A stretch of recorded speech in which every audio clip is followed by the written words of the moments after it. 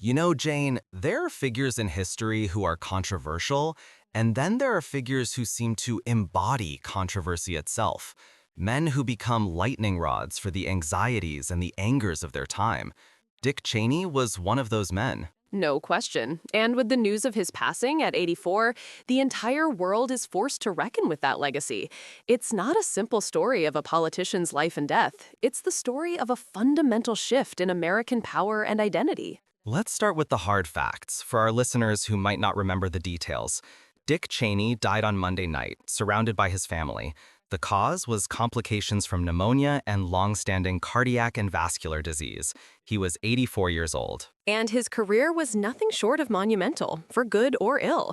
He was a Wyoming congressman, White House chief of staff under Gerald Ford, Secretary of Defense under George H.W. Bush, where he oversaw Operation Desert Storm, and then, of course, vice president to George W. Bush. And that's where the story explodes, because you can't talk about Dick Cheney without talking about 9/11.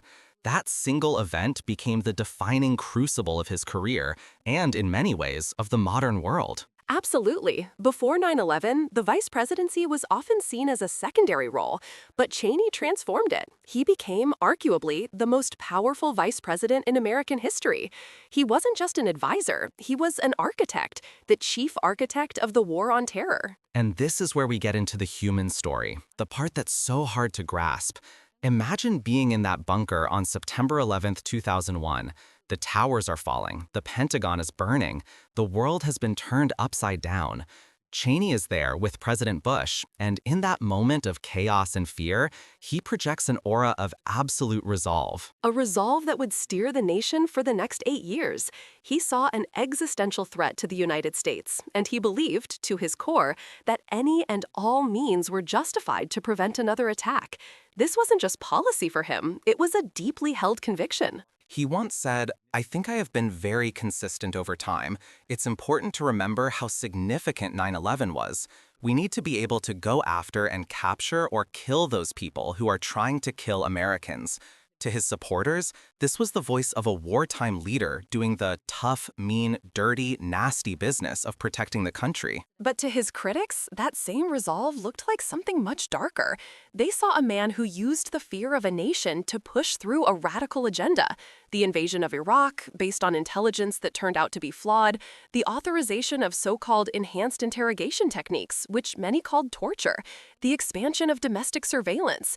These weren't just political disagreements, they were fundamental clashes over American values. And this is the core of our analysis today. What if Cheney was right? Not about the weapons of mass destruction in Iraq, which was a catastrophic intelligence failure, but what if he was right about the nature of the threat?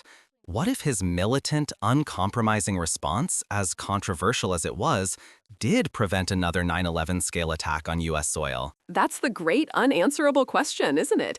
It's the classic what if of the post-9/11 era. We can't prove a negative. We don't know what would have happened if he had chosen a different path. But we do know the cost of the path he chose. The Iraq War destabilized an entire region, led to the rise of ISIS, and cost hundreds of thousands of lives and trillions of dollars. And it cost America something intangible, too, its moral standing in the world. The images from Abu Ghraib, the stories from Guantanamo Bay, they damaged America's reputation in ways that are still being felt today. Cheney believed he was operating in a new reality, a new normal, where the old rules no longer applied. But the old rules existed for a reason, to protect the innocent, to preserve the very values we were supposed to be fighting for. There's a profound irony in the fact that a man who so fiercely defended American sovereignty also authorized actions that many felt were deeply un-American. What I find fascinating is the man himself. He had 5 heart attacks, the first at just 37. He lived for decades with the knowledge that his own heart could fail him at any moment. You have to wonder how that constant, personal confrontation with mortality shaped his worldview.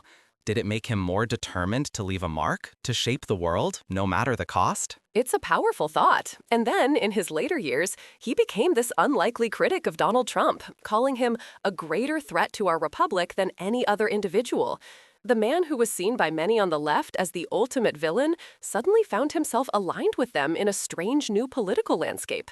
It just shows how complex and contradictory his legacy is. So, how do we remember Dick Cheney? Is he the steady hand that guided a nation through its darkest hour, or the architect of a disastrous war and a system of policies that betrayed American ideals? I don't think he can be just one. He is both. He is a reflection of the choices America made in a moment of profound fear and uncertainty.